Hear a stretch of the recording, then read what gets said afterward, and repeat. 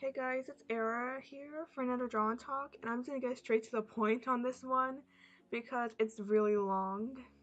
A few days ago, I held a poll called, and I quote, "I'm too indecisive to decide what my next fanime should be. Send help, which sounds best to you?" I'm not lying. And here are the results. So Ricciarelli got over half the votes, which actually kind of surprised me, but it makes me happy knowing people want to watch it. Anywho, I thought I should talk about it since we're already doing a speed paint for it. And I don't really know where to start. Like, there's a lot to unwrap with this show. Like, talk about the plot, the characters, like the social, political stuff in it. I don't really know where. But I guess it's like sort of like a plot summary for you guys. So, I'm just gonna read this straight off, like some old thing I wrote, because it's really long and I don't want to try to write it again. So here we go. The story takes place in Ricciarelli, an island country off the coast of northern Europe. The people there live under the leader Charlotte Creme and her party. The crime and poverty rates are low, there's free access to healthcare and education. It's just a perfect utopia. However, this quote utopia has a catch. Certain human rights are banned, including the right to travel, freedom of torture, and most notably, the freedom of speech and press. The news is heavily censored and government glorified, complete with mass propaganda. One of such things glorified is the Magical Officer Unit. Children as young as 14 can join this unit, gaining magical powers to stop opposing forces in the city. Many citizens follow Shalette blindly, however, a few are unable to see what's really under the cover. As tensions rise in the country, our protagonists with different stances and sides on the battle must come together to restore peace to the country or die trying to defend their sides and views.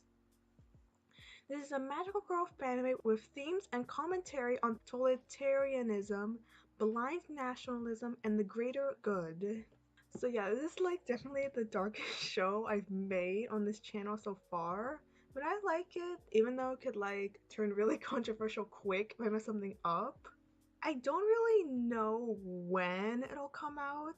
I mean, like, I still have to make the opening for it and like do a whole casting call.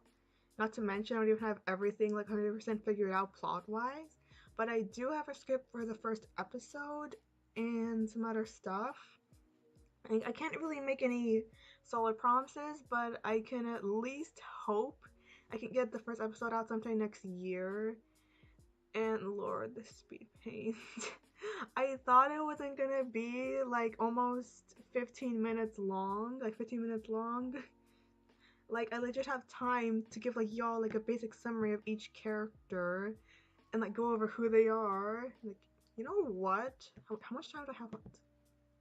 I have like 10, like a good like 10-ish minutes. You know what? I'm gonna, I'm just gonna read the full on bios for y'all. Like, over 10, I have a ton of time. Sarah is a brand new magical officer who's actually pretty bad at her job at first due to inexperience. Highly supportive of the government, Sarah is completely oblivious to anything someone tries to bring to her attention. She's really energetic and kind, but she usually keeps to herself. However, she can't contain her excitement over the government and will geek out about how amazing Shalette is in other news events. She has a lack of sympathy for any rebel or someone against the government. Sarah views them as useless to society. Sorry. And wishes they weren't in the country. She's quick to argue with others, especially Holly, over anti government activity. Despite this, Sarah tries to be as nice as she can. Holly is very relaxed and joking, not enjoying being bossed around by people. She tends to be sassy when annoyed and is blunt when she has to be. Going to and escaping from prison, Holly feels she can never directly or indirectly get someone sent there. Her temper is short, quick to anger. She dislikes the government but views the rebels poorly as well. Holly is extroverted and sarcastic but stays within her group, preferring to have 4 quarters than 100 pennies. She goes to those she cares for, is protective of her friends. Nicholas is naive, childish, and always sees the good in someone. He's ignorant to many things and a bit of a crybaby and scaredy cat. He gets quickly attached to people and is gullible to his friends. Nicholas treats others kindly and is seen as a sweet child. And now to fighting, he is highly dependent on others. He can be immature and impatient at times like any regular kid, pulling childish pranks and eating junk food for meals.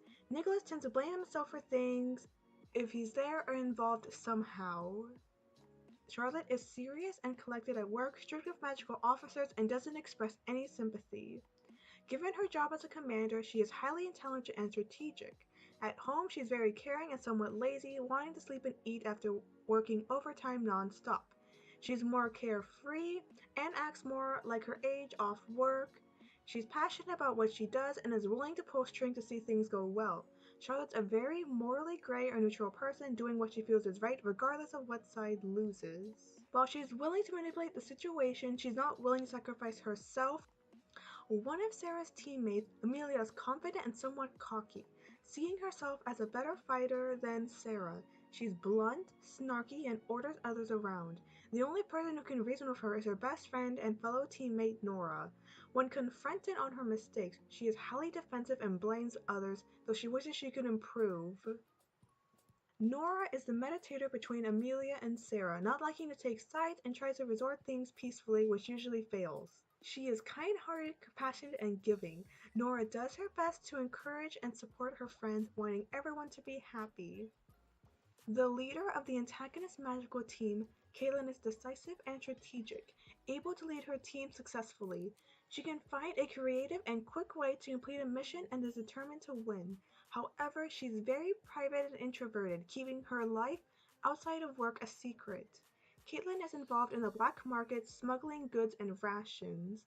She's also a black and white thinker on many of her stances and views, which can make her seem uncaring and unsympathetic at times and causes her to clash with Sophia. Aloof, lazy, and vulgar, Sophia is the black sheep of her team. She has a lack of self-preservation which enables her to take more risky missions and moves. Sophia constantly clashes with Caitlin, who rarely get along due to their polar opposite personalities and certain views on things. Sophia doesn't interact much with her team outside of work. As such, they don't know her well. Despite her unserious and distant nature, she still cares about the gang even if she won't let it show. Wilhelmina, aka Will, is empathetic, goal-driven, and kind.